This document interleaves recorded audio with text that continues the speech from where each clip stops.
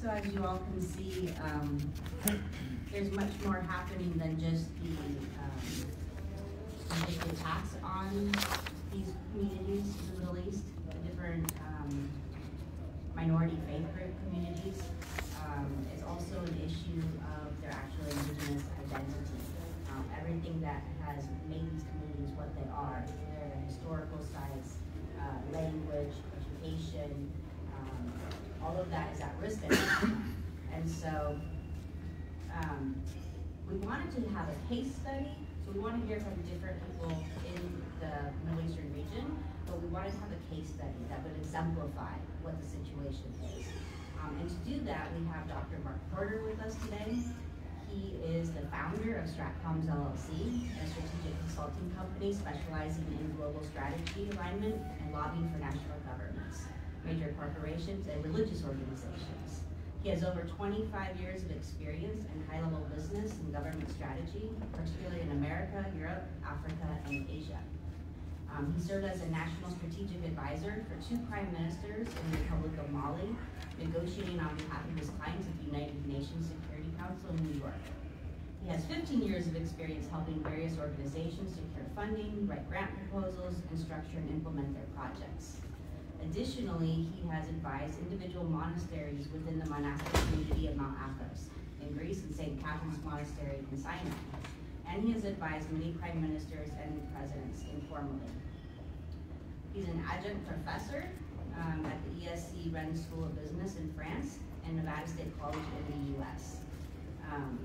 He was recently awarded a Fulbright Specialist Award for PhDs, and he is a Phi Delta International Scholar and a member of the Sons of the American Revolution, and he's provided lobbying services to the American Legion Post 1 in Paris, France. So with that, please welcome Dr. Mark Porter.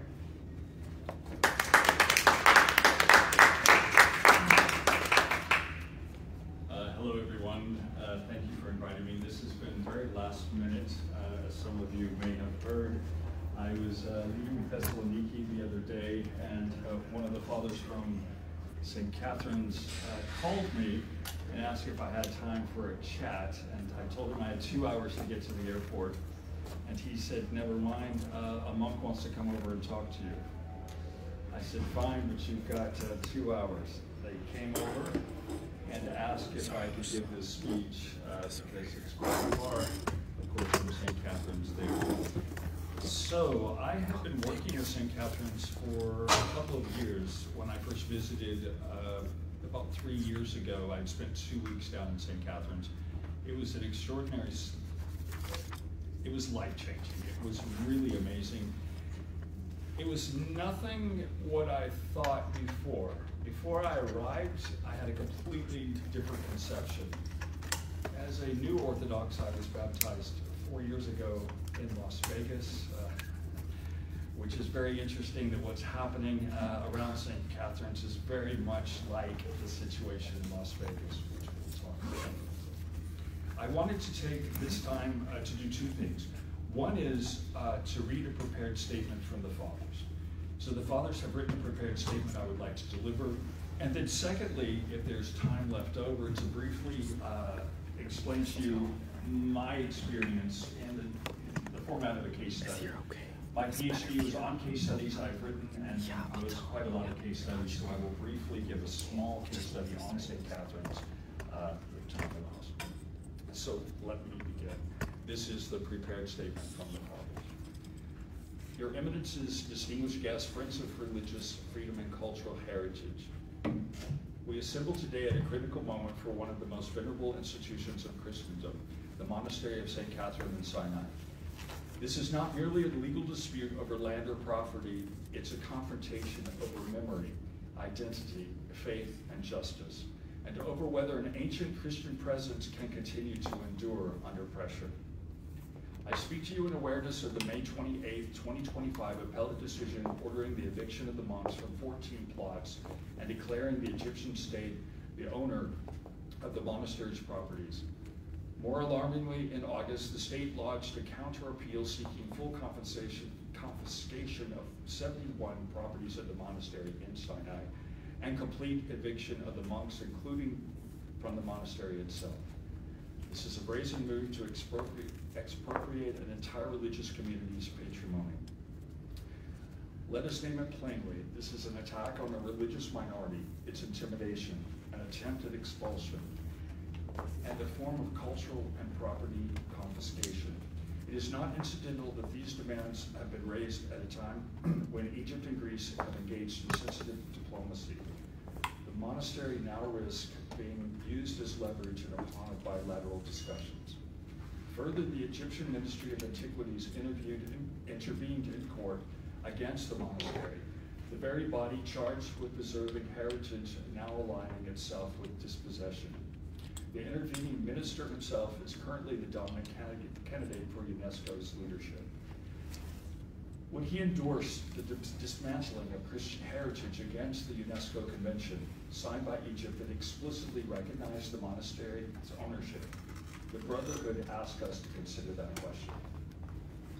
Let us turn to the symbolic and tangible significance of the monastery. In order to appreciate what is at stake, let us consider what the monastery contains. It stands as the world's oldest Christian monastery in continuous existence, where monastic life began as early as the 2nd century AD, and which received formal recognition and imperial protection in the 6th century under Emperor Justinian I. Its library is globally renowned, rivaling that of the Vatican. It holds thousands of rare manuscripts and early codices, many unique in the world. You'd be a lot better if you put it right there. Among its treasures are over 2,000 icons, some dating to the 5th century, including what is widely regarded as the earliest depiction of the crucifixion. It houses ancient biblical manuscripts, and the Sinai Library has preserved some of the earliest Christian texts and codices. This is not a museum. It's a living spiritual community, a custodian of Christian memory, a bridge between past and present. To displace it is to silence continuity. It is also worth noting that a recent BBC investigation revealing that Egypt is advancing plans to transform Mount Sinai into a luxury tourism resort, with hotels, cable cars, and commercial development encroaching on a sacred space. Though Egyptian officials claim the monastery will remain untouched, the pressure is palpable, and the effects of these encroachments are irreversible. UNESCO has warned that the landscape itself around the monastery is integral to the spiritual fabric of the site. World Heritage Watch has recommended placing Sinai under World Heritage in danger status. Meanwhile, the local Bedouin community, long custodians of the land, has faced evictions and displacement in service of resort and hotel development. Now let us consider the wider context of the persecution and minority rights. As we defend Sinai's monastery, we must situate it in a broader narrative of religious oppression. In his recent address to the United Nations, President Trump declared that Christianity is the most persecuted religion on the planet today. In doing so, he echoed what many Christians around the world already feel, a sense of systemic pressure, marginalization, and threat. That assertion cannot remain rhetorical when a Christian community with a continuous presence of over 15 centuries is facing total dispossession. The stakes are spiritual and historical, not just material. In many nations today, Christian minorities feel squeezed, not always by overt violence, but by legal and bureaucratic maneuvers that erode their rights, their institutional autonomy, their cultural imprint. The Sinai Monastery is a vivid and tragic example. Considering legal and historical and theological arguments, we must reaffirm and protect the monastery's legal and spiritual status. First, regarding autonomous institutional identity, the monastery is not its abbot. The Egyptian state's concept that recognizing a person equates to extinguishing the institution is wrong in doctrine, history, and canon law. This is precisely what is at stake in litigation and treats the monastery as mere property. Secondly, the historic Wafa tradition and religious endowment. The monastery functioned for centuries as a Wafa, a sacred trust immune to conventional expropriation under Islamic, Ottoman, and even more modern legal customs. Its lands were dedicated to God, not to personal proprietors. Confiscating these lands undermines centuries of legal and religious practice. Thirdly, precedents of continuity through regime change. Over the centuries, Byzantines, Arabs, Mamluks, Ottomans, and modern Egypt all recognized the monastery's privileged status.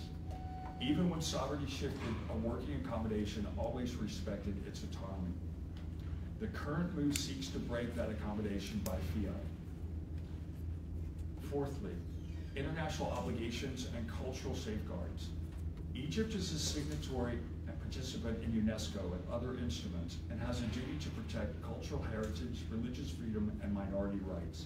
The monastery is a UNESCO World Heritage Site, and its destruction undermines the credibility of international heritage regimes. Additionally, ownership of the monastery is explicit and indisputable in the UNESCO legal documentation. Moral and interfaith witness. The monastery has long symbolized coexistence among Jews, Christians, and Muslims. The integrity of the monastery strengthens interreligious dialogue. Its dismantling fractures trust. It's a symbol of religious coexistence. The United States is a global advocate of religious freedom, and the President has repeatedly shown his support for protection of all Christian minorities. St. Catherine's and its monks and brotherhood suggest that a set of measures including the following be considered.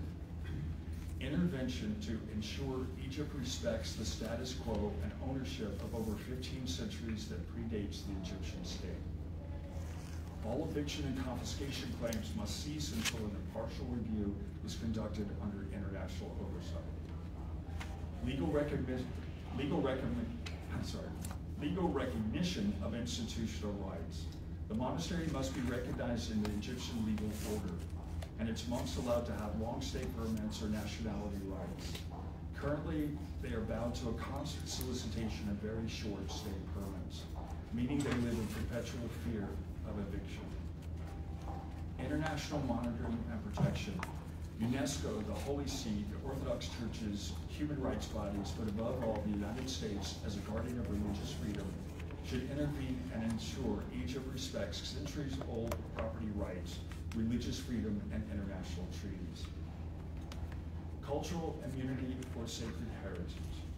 The monastery's treasures, its manuscripts, icons, and lands belong to its founders and have been faithfully preserved through the centuries by the monastic brotherhood, which bears the sole and exclusive responsibility for their stewardship and protection. They must therefore remain legally immune from any act of confiscation. And diplomatic leverage. This is not a bilateral matter, but a test of religious liberty and cultural justice that concerns humanity as a whole. And a final exhortation from the Brotherhood. In today's current climate, the fathers are falling into despair. If the world allows St. Catherine's Monastery to be hollowed out, it will not just be monks who are evicted. It will be our shared faith in a world where diversity and sacred memory are respected. The monastery is more than stones and manuscripts. It's a living witness of gospel tradition, historical continuity, and of the possibility that faith communities can endure under challenge. To protect St. Catherine's is to protect a fragment of heaven itself. May we not falter. May we raise every voice, press every forum, and hold unwaveringly to justice. The monastery rises not only on Sinai slopes, but rises in our hearts to fortify our resolve to defend heritage, human dignity, and above all, faith in God. Thank you, and may God bless you.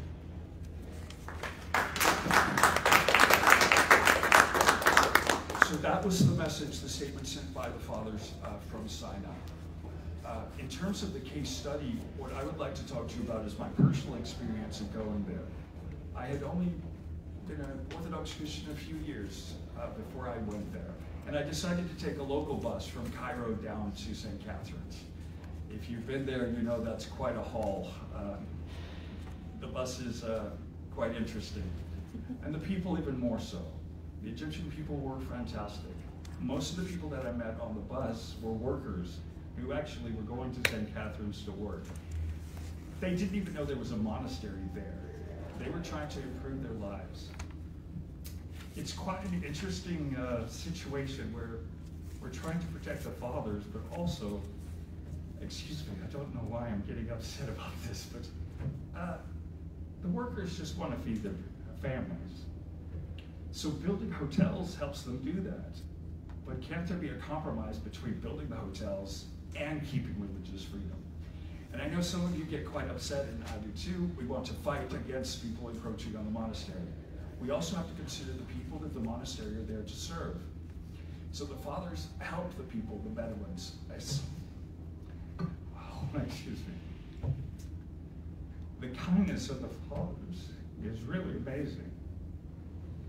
So we see here the monastery and its four walls. The monastery is more than four walls. The monastery is living. It's God among us. So what I'd like to say is, when we talk about these things, to remember that God is with us and that we should consider everyone. And the idea that this is God-trodden land. It's quite moving and stirring when you're getting there. Excuse me for being quite stirred right now. But the monastery is something that should be protected. And I know the Egyptian government is trying to feed their people. They're trying to create economic development. I was a strategic advisor for 2 prime ministers, and I know how hard that is. You've got to get people to have jobs. Unfortunately, with Mali, we failed. The prime minister was executed, and economic situation is horrible in Mali now. Let us not have that happen in Egypt. But at the same time, we need to protect the monastery. We need to protect what can be done, and we need to protect a Christian minority. Thank you very much.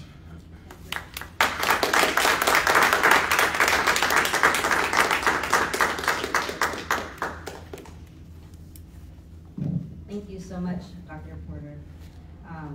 It was excellent to get your personal perspective as well, and we're grateful for the fathers who sent that recorded message.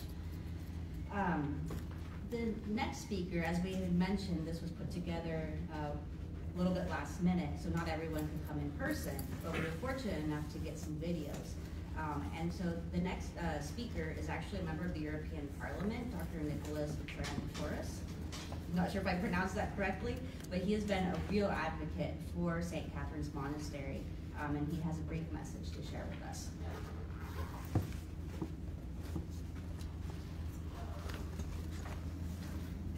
Colleagues and friends, I'm very happy we join efforts today towards the protection of humanity's most significant cultural and spiritual heritage, the monastery of St. Catherine in Sinai. A month ago, I wrote a letter to the Executive Board of UNESCO in my capacity as a member of the Budget Committee of the European Parliament. The European Union has been a major contributor and supporter of both the United Nations and UNESCO at a moment of singular importance. In a few weeks, the board will nominate the new Director General. One of the announced candidates comes from Egypt. These and any candidacy cannot be considered in a vacuum. It must be evaluated in light of the treatment of cultural and religious heritage that is entrusted by history and by certain international conventions to the interest countries, including Egypt. The Sinai Monastery is not only a site of Orthodox Christian devotions, but also a symbol of interreligious respect and coexistence of global significance. Yet today, this venerable institution stands in jeopardy. Since 2015, Egyptian authorities have cast doubt of its property rights and patrimonial status. Controversial court cases have been brought and judgments rendered that, if enforced, would deprive the monastery of incidental properties and ultimately of its monastic cells and life. Colleagues and friends, leadership of UNESCO is not a matter of prestige alone. It is a moral responsibility. It requires that the state and its representative embody the principles of protection, inclusivity, and justice.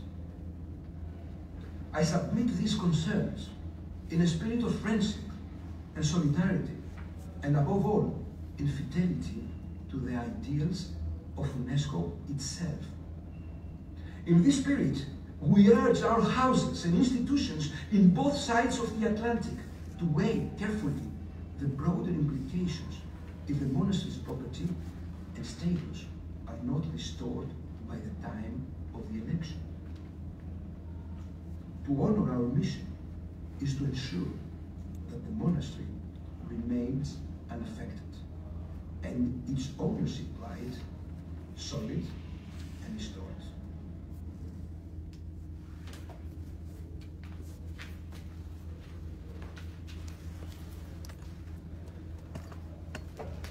big thank you to Dr. Fran Torres for recording that message to share with us.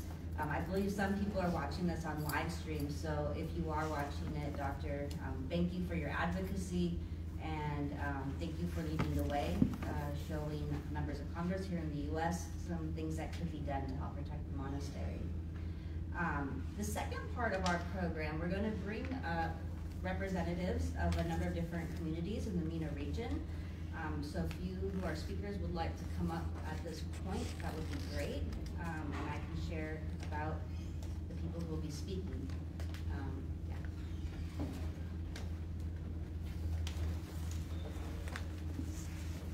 Because of the situation, particularly in Syria right now, Coptic Solidarity has been working with a number of other ethno-religious minorities in the MENA region. We believe that our ability to advocate for Copts is strengthened when we also stand up for religious freedom and equality for all religious minorities in the region. And so to start with, I'd just like to say that we're really, really grateful for all of you for coming, for being willing to share today. We've been doing some advocacy meetings together as well this week, and it takes a team. So thank you to each of you for your time and your effort to travel here. I'll start with Asherina here. Asherina Abraham is an indigenous Assyrian human rights advocate. She has addressed international bodies, including the Earth Summit, the International Commission for Human Rights and Religious Freedom, and the UN Permanent Forum on Indigenous Issues. She currently serves on the Advocacy Committee of the Syrian American National Federation as Deputy Director of Advocacy for the Syrian International Council, and MENA co-chair of First Freedom's Global Youth Summit on Freedom of Religion or Belief. I think I'm just going to introduce all of you so that you can just... our second speaker, I do apologize, I don't have your biography. Is Amal Esmail of the Alawites Association of the United States. She teaches Arabic in the Fairfax County Public Schools as well as online. I do apologize for not having more of your biography. We also have with us Dr. Jamal Amar, who is a cybersecurity and counterterrorism expert. He has dedicated over 2 decades to analyzing the intersection of technology, law, and global security. His research provides critical insights into the operational strategies of extremist groups with a particular focus on Al-Qaeda and Islamic State.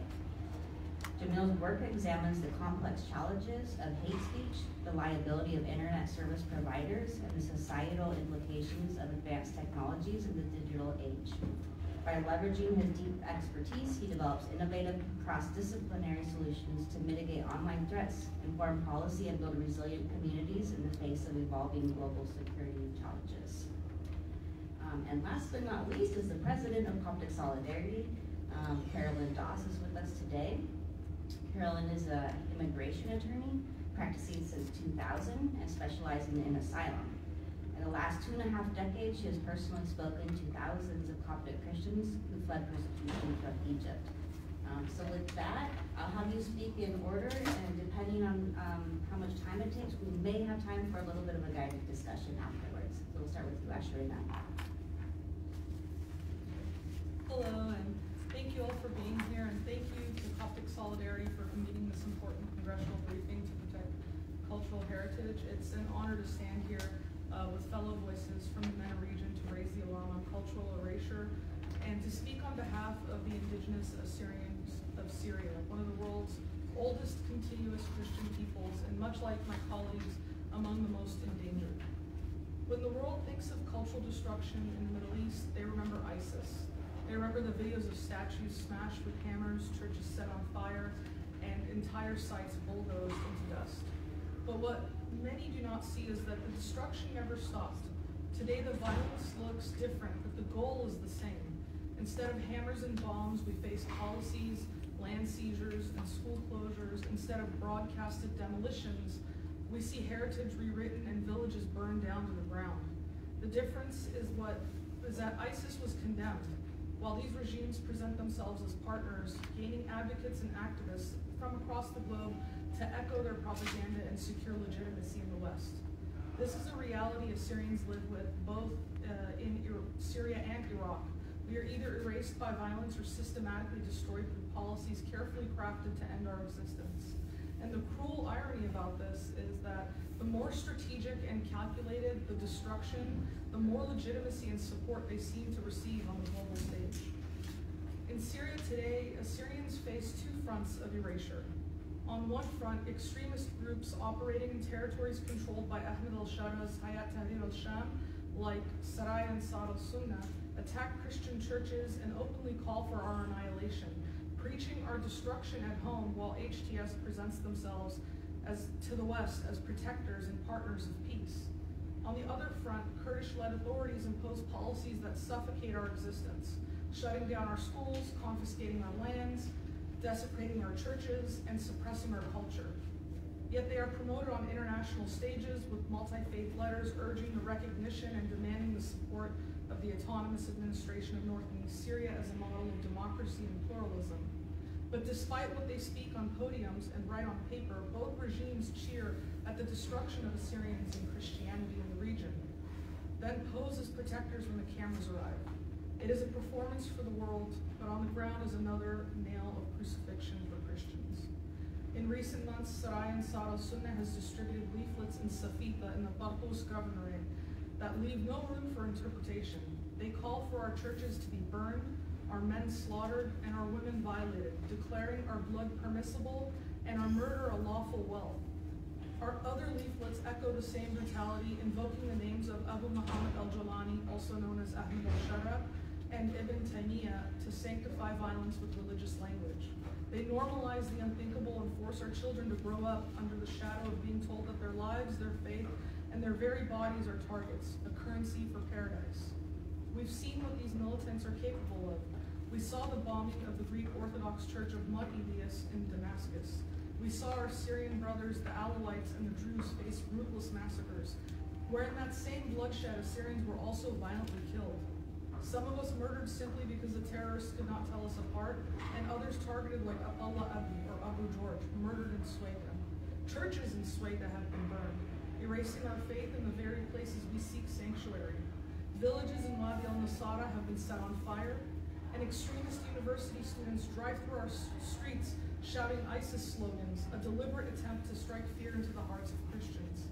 HTS pretends to distance itself from these groups, but it does nothing to stop them.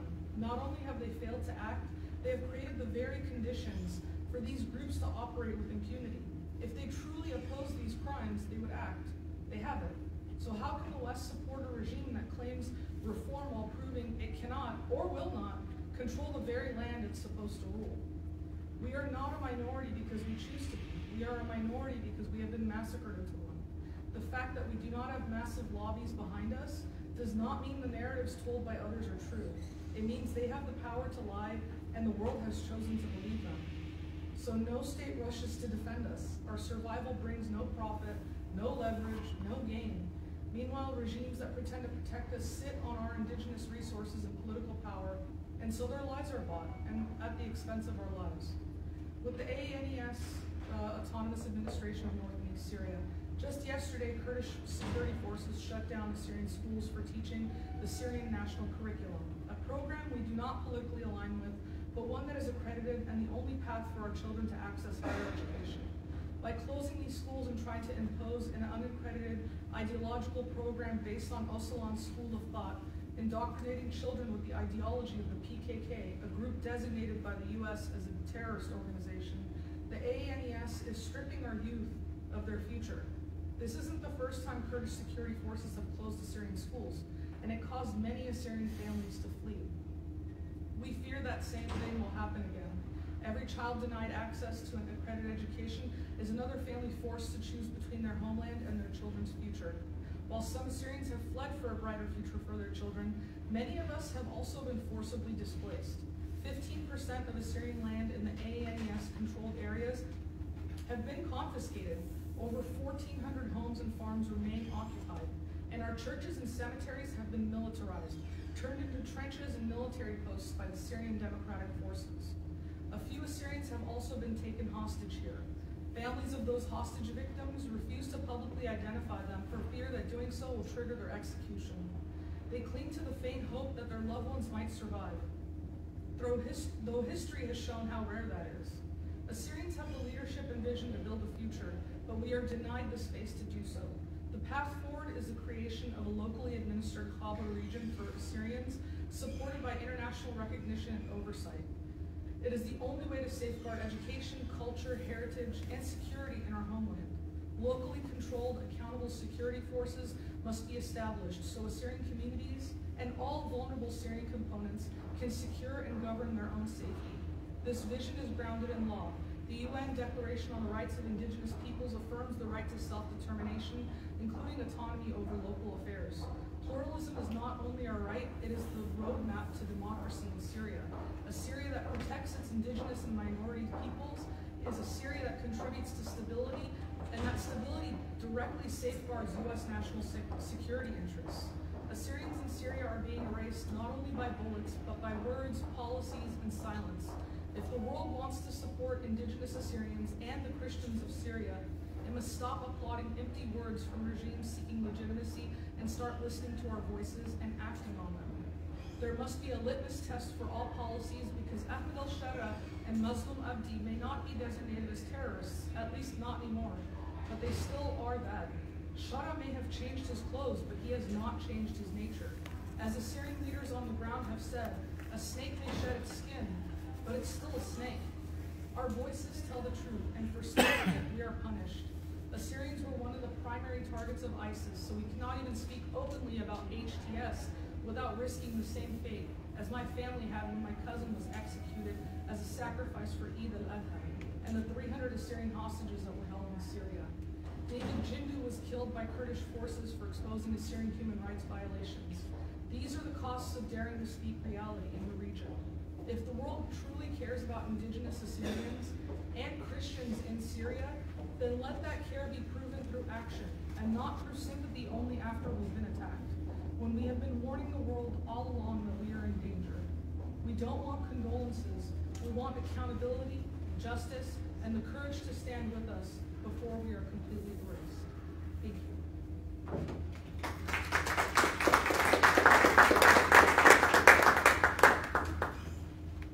Thank you so much. Excuse my language, but my English, I'll try my best.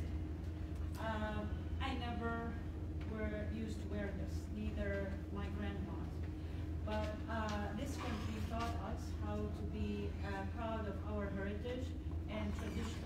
That's why I'm going to wear it today, just to represent every Alawite in Syria and send a message to be proud of who you are. Yes. Distinguished delegates, colleagues, and friends, on December 8, 2024, Syria experienced a dramatic regime change. After more than 50 years of Assad's rule, the militant group Εχει Sham seized Damascus, and its leader, Ahmed al-Shara, declared himself a president. What was promised as a new era of stability quickly turned into a nightmare for Syrians' religion minorities. Alawite, Christian, and Druze have endured systematic violence. Churches and shrines burned, priests and families massacred, women and girls kidnapped, and the entire villages targeted for their identity. The atrocities are well documented. In March 2025, massacres of Alawite civilians in Syria's coastal region claimed the lives of more than 1,700 people. And let me stop right there for a moment and tell you what happened in my neighborhood. On March 7th, a group of militants stormed through Ḥay al-Qusur, going door to door, killing people and stealing everything: gold, money, cars. They showed no mercy. Infants, elderly, elderly, women, they killed them all. My family was forced to flee our home and hide for safety. My cousin's husband was dragged on the roof to their home and brutally killed. Another cousin was murdered inside his own house. Neighbors were slaughtered in the street and left there for more than 2 days because no one dared to go near. Everyone was too scared. What makes it worse is the government allowed this to happen. They didn't intervene until much later. Instead of protecting us, they tried to cover up the crimes, throwing bodies into the sea or burning them, all while these horrors were being recorded on their phone by the killer themselves. And they aren't even ashamed to claim responsibility for these atrocities. But the story that haunts me the most is that of Dr. Hussein Mohammed. He was a general surgeon, graduated from France, specialized in removing of tumor. On Thursday night, under threat, they forced him to perform over 70 operations on injured members of the public security and soldiers who were killing innocent people on the West Syrian coast. He worked tirelessly until 7 p.m.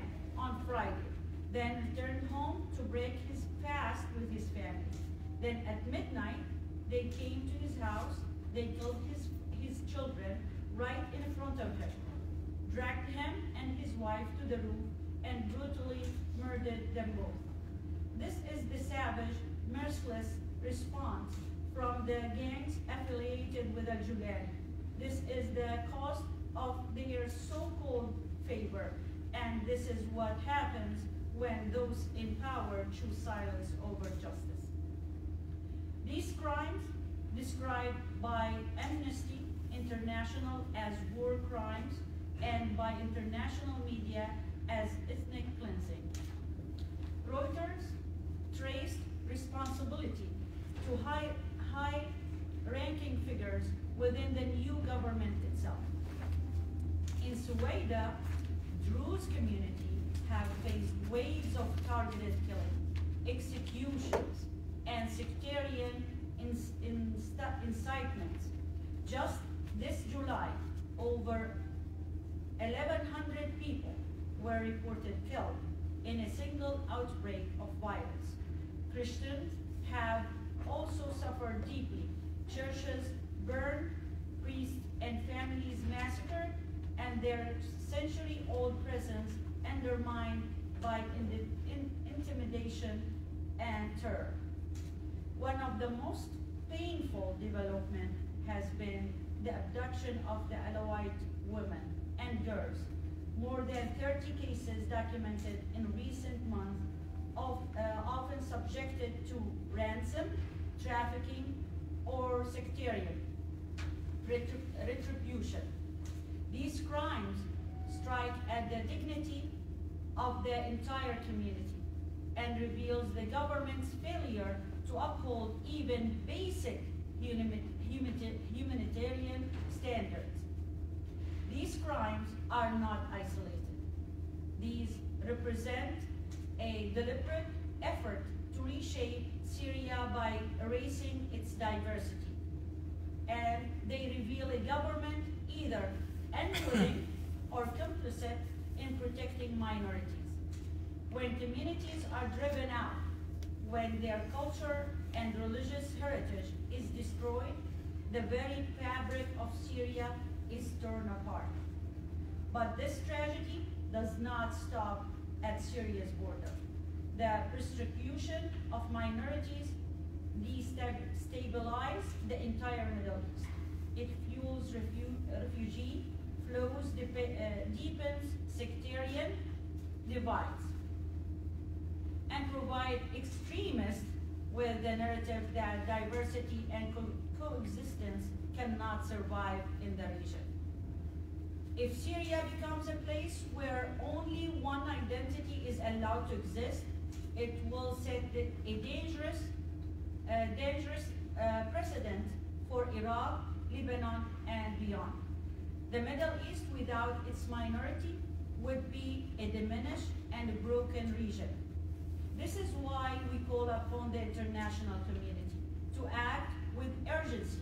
1, launch an independent investigation into the massacre of Alawites and Druze, and hold the terrorists accountable at every level. 2nd, guarantee protection for minority communities through international mechanism and allow local communities to manage their own security. 3rd, ensure unrestricted humanitarian access to affected regions. 4th, press the Syrian authorities to respect UN Security Council Resolution 2254, guaranteeing inclusive governance and equal citizenship for all Syrians. The lesson of Syria is clear. Ignoring the targeting of minority does not only endanger those communities, it endangers the entire region. Protecting cultural heritage and protecting people must go hand in hand. The Alawite Association of the United States will continue to raise this issue until every community in Syria, regardless of faith, can live without fear and contribute to rebuild a multicultural, just, and peaceful homeland. Thank you, and thank you for your attention.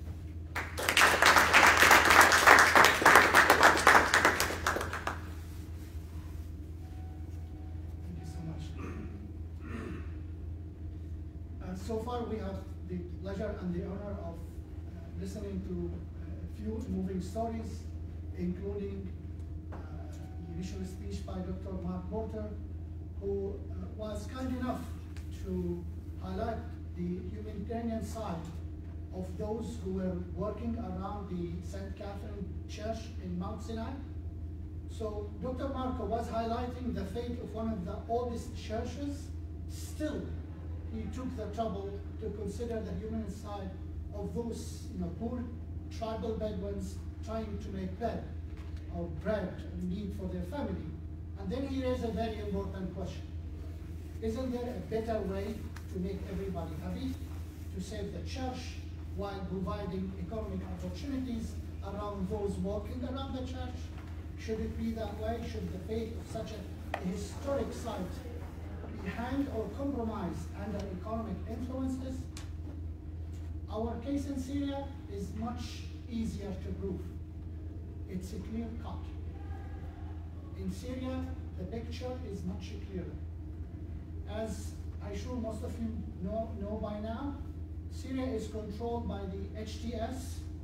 It's the interim government, which until very recently was characterized or designated as a terrorist group. A few years ago, the HTS used to have a different name. Its name was Jabhat al-Nusra. So today, I'm going to share with you two stories. One from 2013, committed by a number of groups were under the control of then al-Nusra Front, which was headed by al-Julani, the current interim president of Syria. And then a few incidents from last month from the south of Syria in Sweden, committed by a number of groups under the very same leader, Sayyid Muhammad Ashar. So in 2013, then Jabhat al-Nusra was struggling for funds. They wanted to fund their terrorist activities. What is the best way to generate funds? Like if you are the head of a terrorist group, what do you do to get money? It's very easy. You attack religious sites for minorities, you grab whatever you want, and you sell them for money. So what they did in Syria, in 2013, they attacked the oldest church in Ma'lula in Syria, which still hosts around 3,000 Christians who still speak the language of Jesus until today. What they did, they destroyed the church, And then they have the audacity to steal the church bill, which is a very, very old, it's like a 2,000–3,000 years around that line. It's a very old one. And then they ship it to Lebanon. And after that, without going into details, a gracious Arabic country intervened, paid $10 million cash for that group, and they returned the bill to the church. In addition to a number of nuns who were kidnapped and humiliated and hidden for some time, only to watch on Al Jazeera newspaper how good Al-Qaeda is. You see what? They returned the nuns unarmed, and they enforced the kidnapped nun to provide a positive testimony in favor of Al-Nusra Front on TV. Of course, that was 2013, and that group was called Al-Nusra Front. Today, we live in a different environment. Today, the group that controls Syria is called HTS. It's no longer Al-Nusra Front. So let me take you in a short journey into what happened in Sweden a couple of months ago. Most people, quite a number of people in Sweden have the same thought like you. But what could happen? Definitely those guys have changed. Some of them have extreme ideas and ideology, but not most of them. So people really did not take those threats against their life seriously. During the articulated, meticulous military campaign against the southern of Syria, the Druze and the Christian community, Ashara forces, again using the Bedouin tribes, committed some of the most outrageous, insidious, culture cleansing campaign against the Druze and the Christian communities in Sweden. In the case of the Druze community, they designated and destroyed 21 religious sites. Technically speaking, all religious sites they came across, they burned them to the ground. In the case of Christian community, and why I'm combining the Druze community and the Christian communities, because we do live like brothers and sisters. In our area, there was never a single incident between the Druze and the Christian community. Not a single incident in history. That's why when Ashara forces enter Sweden, they made no distinctions. They did not ask questions. They tried to kill, intimidate, humiliate everyone they came across. In addition to their destructions, looting and burning of religious places and churches in Sweden, they did what I would like to think something even more hurtful, more damaging, more cynical. They grabbed a number of elderly people and they publicly shaved their mustaches. Now, for you ladies and gentlemen who might not be aware of this, in the Druze community, mustache is the cowboy hat for the people in Texas. It is like the kilt and the vibe for the people in Scotland. In the same way, when the British tried to invade Scotland and tried to enforce the Scotch not to wear the kilt, not to play the vibe, because that was a way of military submission. The vibe and the kilt were the representation of culture, of identity. In the same way, people in the United States brag of the Second Amendment, though some people don't like to bear arms. But the idea here is that we are free men. We have the right to defend ourselves. Mustache and Sweden resemble the same meaning. These are not simply stylistic factors. It's not hairstyle. And when you grab someone at the age of 80 and you enforce him to shave his mustache publicly on camera, you are trying to alienate, destroy the cultural integrity of this particular group.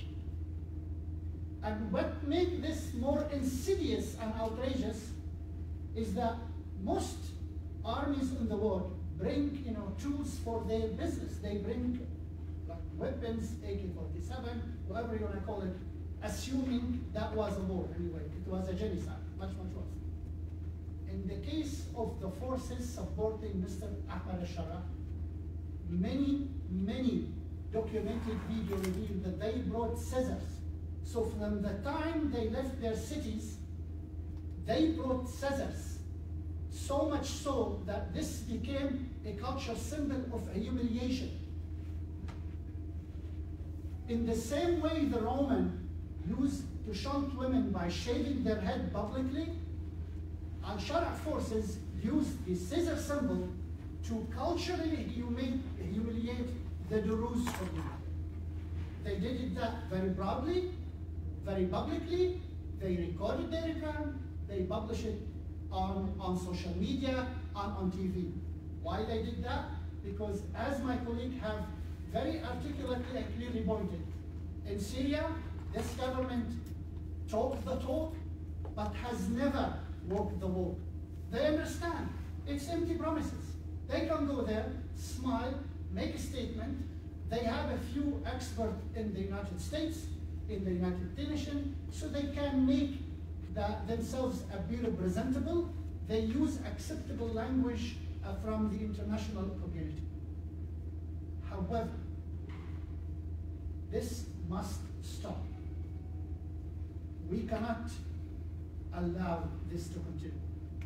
This is clearly a form of ideological laundering.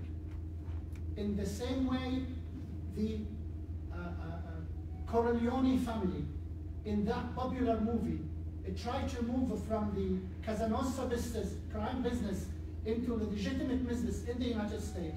Currently, HTS, Hayat Tahrir al-Sham, with the help of a lot of influencers, a lot of lobbyists, tons of money, trying to do exactly the same, moving from the business of terrorism to the business of leadership.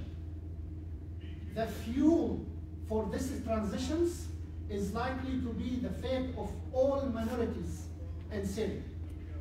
And if this happened to successfully implemented in Syria, it's going to be Egypt next, it's going to be Lebanon, and very soon there will be very few minorities in the entire Middle East. I hope we will not get to that point. Thank you so much.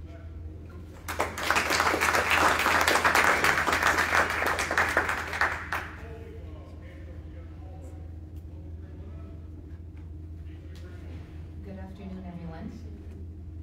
I'll be brief. I don't want to exhaust everyone. I know it's been a long day. So congressional staff, media, colleagues, and friends, we'd like to thank you for all coming today. Coptic Solidarity would like to thank our partners for participating in this event, and of course to the audience for attending this important discussion. And of course to our fellow panelists and our speaker, Mark, for representing St. Catherine's Monastery. Your insight, your viewpoints, and of course your contributions mean so much to making this a successful event. Thank you very much. So today I would like to spend some time focusing on St. Catherine's and UNESCO. One of the major issues we face concerns UNESCO, the United Nations Educational, Scientific, and Cultural Organization, which was established to defend heritage, promote education, and preserve cultural diversity.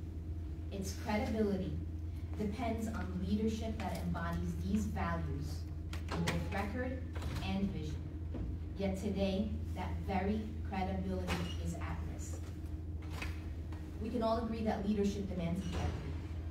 Any candidate aspiring to lead UNESCO must demonstrate proven commitment and executive experience in the core areas of its mission: culture, heritage, and education. The record of Egypt's candidate, Dr. Khaled El-Nani, and the state he represents undermines these values in multiple critical ways. We'll just focus on four. Number one, of course, St. Catherine's Monastery, a test case for UNESCO's integrity. St. Catherine's Monastery in Sinai is one of the oldest continuously inhabited Christian monasteries in the world, and the only Christian site in Egypt on UNESCO's World Heritage List. Briefly, St. Catherine's Monastery is the site where Moses is believed to have received the 10 Commandments. Inside it is the burning bush where God first spoke to Moses, and it's actually the world's oldest continually operating library, second only to the Vatican, housing scriptures and manuscripts over 1,000 years old, considered to be some of the world's most valuable treasures.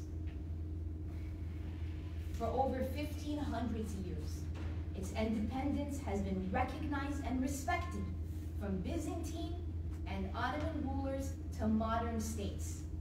Yet in recent years, the Egyptian government has launched lawsuits to seize monastery lands, annul its ownership rights, and place its treasures under direct state control. In 2025, a court ruling went as far as to declare the monastery property of the state, a direct contradiction of Egypt's own 2002 nomination file to UNESCO, which explicitly affirmed the ownership of the Greek Orthodox Diocese of Sinai. Now, according to that new court rule, that land belongs to the government, and the monks are occupants, which Dr. Mark pointed out could be evicted at any time. What is more alarming is that the Ministry of Antiquities, led at the time by Dr. El-Nani, was a party to these lawsuits.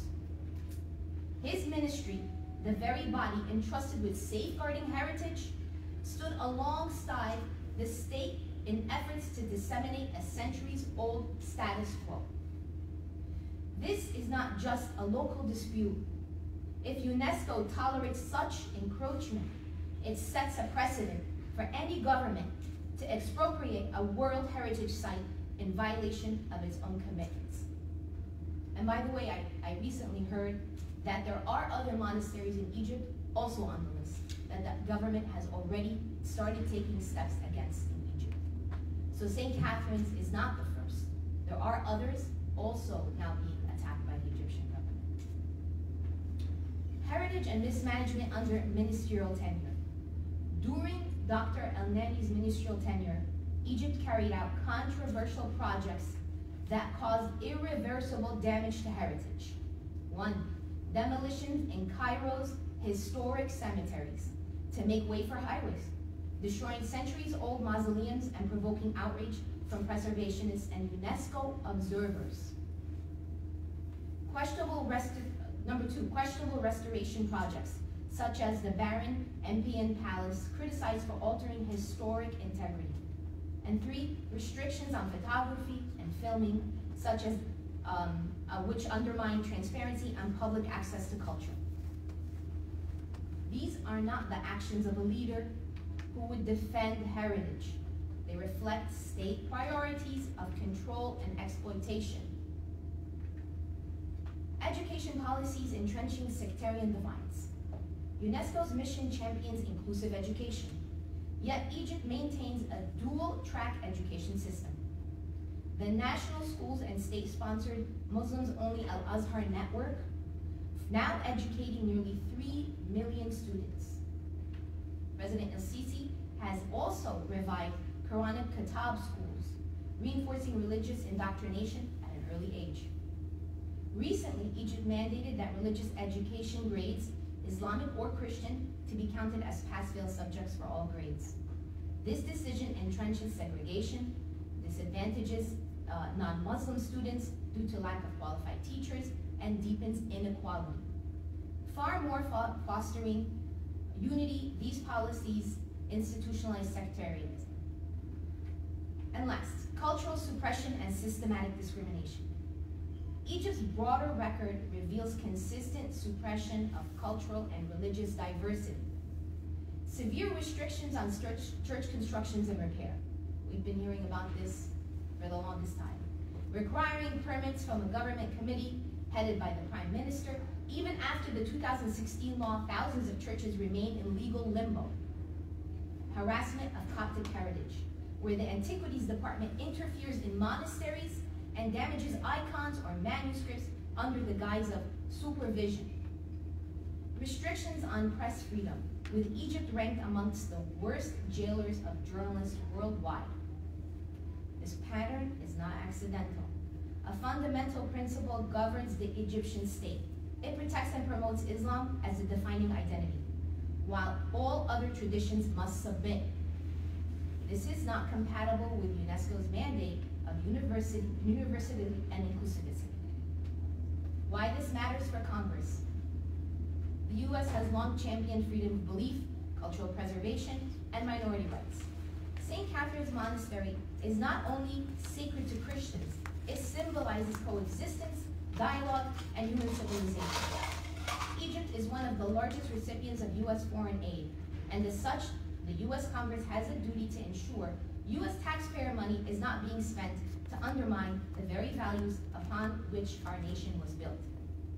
Allowing Egypt to politicize UNESCO leadership would erode the very foundation of the organization and embolden governments worldwide to exploit culture for control rather than protection. Our call to action. We urge Congress to press the U.S. administration to oppose Egypt's candidate for UNESCO Director General. Call on UNESCO's World Heritage Committee to demand clarification from Egypt regarding custodianship of St. Catherine's Monastery. Ensure that any agreements concerning the monastery respect its undisputed legal title and include international arbitration. Stand in solidarity with the monks of Sinai and with the Egypt's Coptic community, whose survival is bound to the fate of this last bastion of independent Christian heritage in Egypt. In conclusion, the threats that are facing St. Catherine's Monastery echo those against Hagia Sophia in Turkey, or would be akin to Israel taking control of Al-Aqsa. To lose it would be not only to devastate the Christians of Egypt, but also to send a chilling message to all vulnerable heritages around the world. UNESCO cannot be led by those who enable heritage erasure. Its next Director General must be a defender of culture, not an instrument of politicization. Thank you.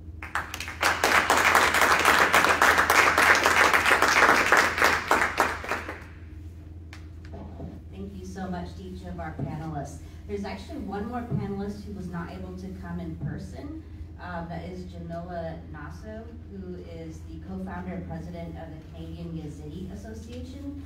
Jamila has joined us for our last two conferences, and because she's not able to come, she sent a speech that one of our board members, Mark Basta, is going to share with us. And after that, then we can go ahead and I think we have time for a few questions. Hello everyone, good to see everyone. Thank you all for making it. And thank you to all our panelists for great speeches. Just what Carolyn said, really, if you're a congressional staff, please do not meet with a representative of an autocratic government. It's probably more productive to meet with civil society than mouthpieces to dictators. So thank you definitely for bringing up that. But I will get back to our remarks. So thank you for convening this important discussions. I'm delivering these remarks on behalf of Jamila Nasso, President of the Canadian Yazidi Association, who sends her regrets for not joining us in person. The persecution of the Yazidis is not an isolated story. It is part of a broader regional pattern of forced religious conversion, sexual violence, and cultural erasure. A reality that Assyrians, Copts, Alawites, Jews, and others in this coalition know all too well. Our survival depends on political will and on whether U.S. policy uses its levers to protect communities or merely to manage crises. So where are we now 11 years from the Yazidi genocide? As you all know, ISIS's 2014 genocide shattered the Yazidi people. Over 200,000 Yazidis still remain internally displaced, mostly in IDPs. More than 2,700 Yazidi women and girls are still missing. 87 cultural and religious sites have been destroyed with very little to no progress for rebuilding. Families have been separated, trauma is unaddressed, entire communities are at risk of permanent erasure. A defining feature of this genocide was forced religious conversion. Women and girls enslaved by ISIS were not only subjected to rape and violence, they were coerced into abandoning their faith. This was a deliberate attempt to erase Yazidi identity itself. And this tactic persists today. Across the region, minorities face coercion, displacement, gentrification, and systemic pressure to abandon their traditions. So there are two major policies that Iraq and the KRG have put together to provide supposedly relief for Yazidis, but have actually failed. The first is the Sinjar Agreement of 2020, which excluded Yazidi voices and failed to disarm militias, as well as left Sinjar in an unstable and an ungovernable situation. The agreement also provided very little appropriations for the actual renovation and the rehabilitation of Sinjar, where Sinjar is the stronghold of Yazidi. The second was the Iraq Yazidi Survivors Law of 2021, which was historic at the time, but implementation has been glacial. Survivors, overwhelmingly women and girls, are still waiting for reparations, psychosocial support, and reintegration. There are little to no plans to this day for implementation or plans for reparation distribution. Meanwhile, the crime that has defined our genocide, sexual violence and forced conversion as tools to destroy a community, have become a regional playbook.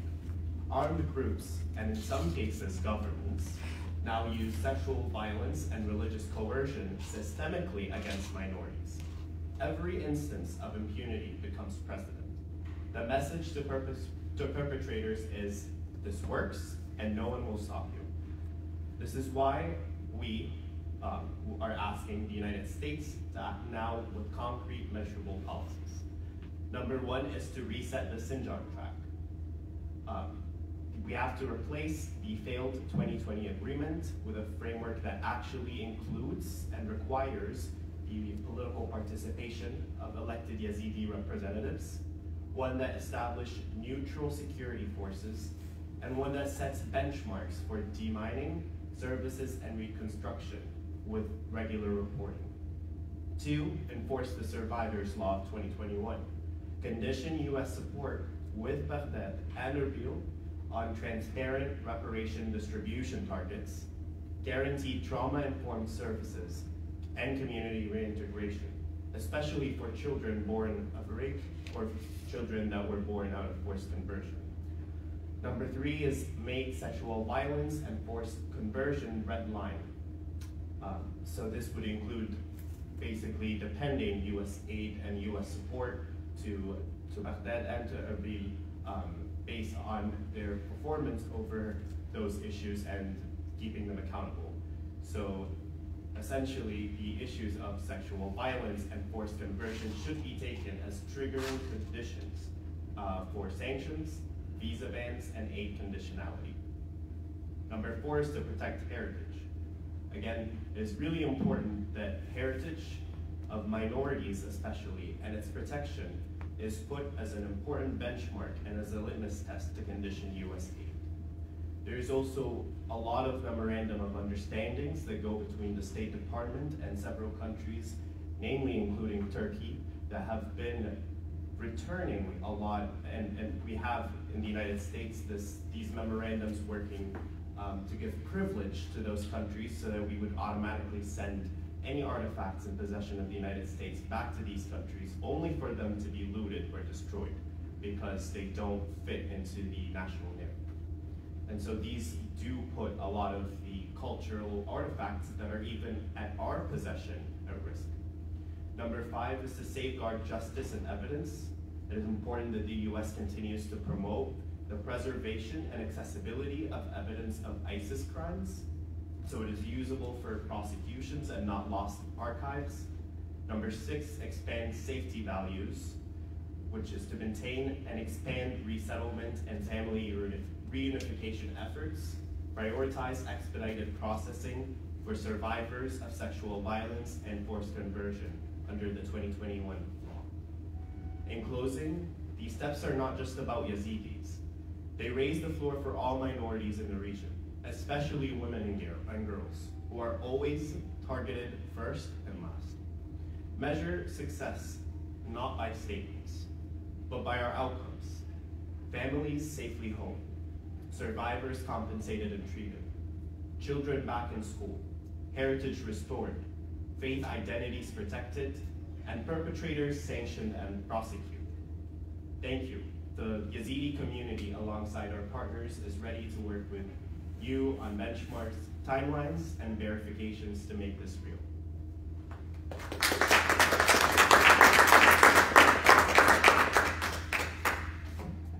Thank you, Mark, for sharing Jamila's speech. We have a little bit of time, and so I think I'd like to ask, I'm going to start with one question to whoever would like to respond. One of the recurring themes that I heard in your guys' presentations, and something I also heard in a number of the meetings that we had jointly, is this idea of the false narratives, reputation laundering, ideological laundering. This is something that we see even with the situation with St. Catherine's. I was looking at the Ministry of Foreign Affairs from Egypt, and the posts about St. Catherine's were exactly opposite of what is actually happening there. And it was just like shocking to see how there is no shame, there is no accuracy. They just put it out there. And I think that was something also that happened in Syria and Iraq. And so I think my question is, what do you think would work to break through these false narratives and reputation laundering, ideological laundering, particularly when communication is cut off in these areas and it's hard to get accurate reporting? To any of you. I can try and answer that. It is very difficult because, like you said, communication is cut off, and often if there is accessibility for communicating externally out of the country, we saw in Syria with the Alawites, there was checkpoints put in by militants where they were like searching through their phones to make sure that they weren't providing evidence outside of the country or communicating with other people and sharing this kind of information. So it does make it very challenging, but I think something that would be helpful in this is with the United States and the United Nations building coalitions of vulnerable components on the ground and speaking to them directly without the presence of regimes that are oppressing them. They need to build connections with them, speak with them, and also I know with the Syrians in Iraq especially, and also in Syria, getting visas to come to the US to speak on their issues is insanely difficult and sometimes impossible, and sometimes it feels like it's influenced by the oppressive regime in the region, that they're unable to actually come here and speak for themselves. So if there can be some pressure put so that these people can come and have private meetings where their security isn't put at risk by publicly speaking, so that they don't get disappeared when they return to their home countries, and having a connection with the United States, United Nations, and with all the key and influential players on the global stage, so they can hear directly from them. I think that would be beneficial. Can I add to my cousin actually, they came and they investigate that because the international community, they send somebody to investigate what happened in Εχει. So they talked to her immediately, but the problem is, after they talk to her and they take all the evidence and she proved everything, but still here they didn't take her speech as like an evidence. They talked to everyone in Εχει and they saw the evidence by themselves, but somehow there is no, they didn't take action, unfortunately. Thank you. Well, Lindsay, I think that is definitely a very difficult question, but it is possible to answer it. So the common thread that links all these incidents from my, as a law professor, I think my colleague will agree with me on the legal side, it's this, a case of muddying the water, so people don't understand who's doing what. It's not always easy to understand who the perpetrators are. Like in Syria, for example, they committed some of the most heinous crime against the Alawis community under the guise of they are Fulul, following of the Syrian regime. So whenever you want to kill someone, rape a girl, you just say she is follower of the Assad regime. And that will give carte blanche for anyone to commit any crime like that. So muddying the water seems to be a very effective strategy, because it leads to the fact that you cannot hold the government accountable, where policymakers will reach out to this politician and they will say, hey, we are investigating, but it's not easy to understand who to lay the blame. And from a judicial perspective, the threshold for liability in United States, Canada, Europe, and any democratic country is much higher than in our countries, if at all. The answer to your question, in my humble opinion, could be some kind of international depository of or legal help or aid, where victims can directly share their stories, their evidence privately, and then a legal team from this side of the universe will handle this claim in a legal matter before disclosing any information, to make sure that these claims can be verified, can be debated before courts, and therefore can be taken to congressmen and women to encourage them, give them ammunition to change the policy. Because currently what we have is your word against mine. And let's be honest, we are at the losing side, because the other team has much more money, and they seem to have those Trojan horses, I call them. They will get people from the Alawis community, from the Druze community, from the Christian community, who whitewash the dirty laundry of those politicians, which makes our case very strong. So having such a credible, if at all, a body in the United States where victims directly and safely can communicate in different languages, in my humble opinion, could open the door for some kind of responsibility. I'll just make one quick final comment. I love that suggestion. I think it's a great idea.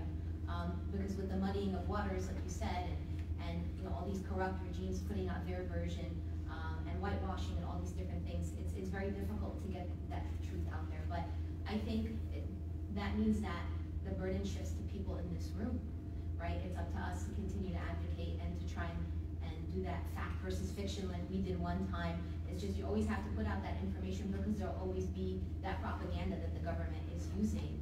And it's up to us to continue to expose all those falsehoods. Like today, for example, talking about St. Catherine's monastery, there are legal documents to say that the government now owns that land.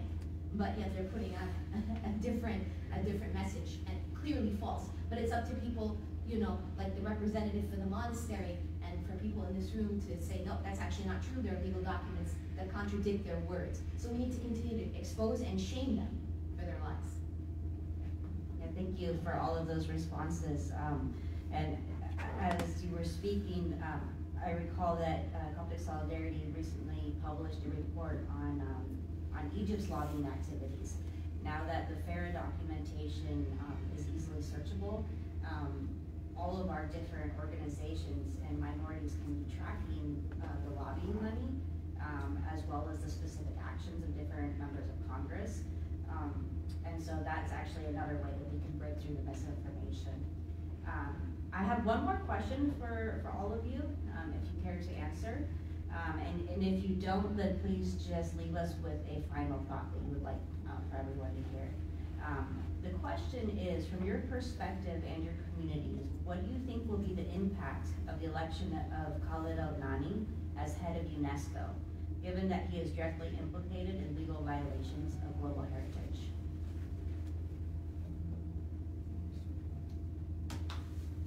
Real quick, we already know there are more monasteries on the chopping block.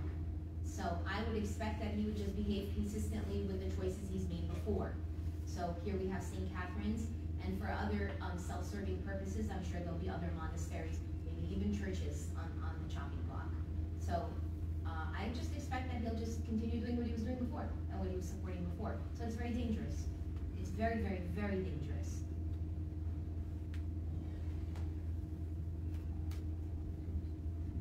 I want to reiterate what Caroline said. It is incredibly dangerous, and it's not just incredibly dangerous for Egypt, but for the MENA region entirely. Right now, a lot of UNESCO heritage sites that belong to Assyrians, for example, in Iraq, have historical revisionism where Kurdish authorities are claiming Assyrian artifacts as their own to build their ethno-state on our lands, on our indigenous lands, and it's acceptable even though it's inside of a UNESCO heritage site. So I feel like it'll only embolden actors like this to continue doing so with impunity, because it doesn't seem like there'll be any repercussions under this director. I have no comments. Okay, no other responses?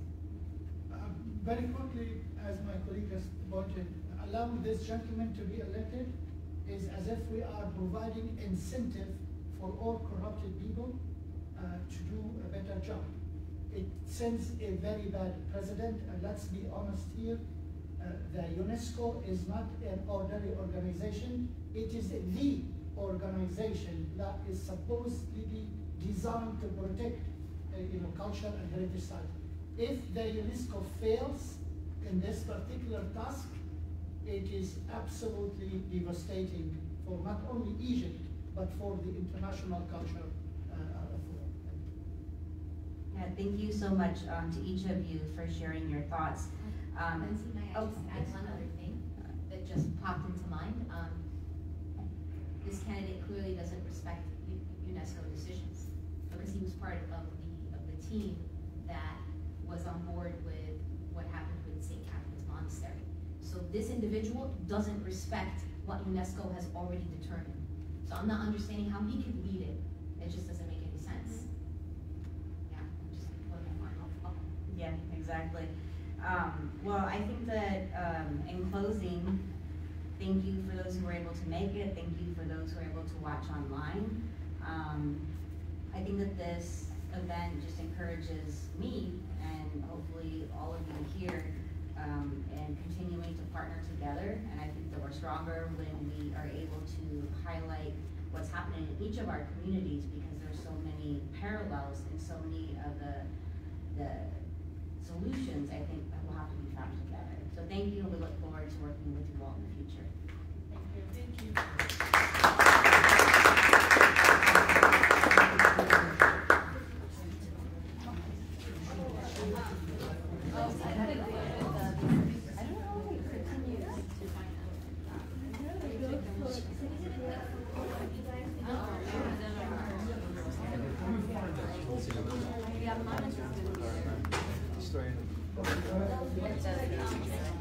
Do you want the sheet? I don't need it. Oh, yeah, okay. I have no idea. I do. Yeah, I did it.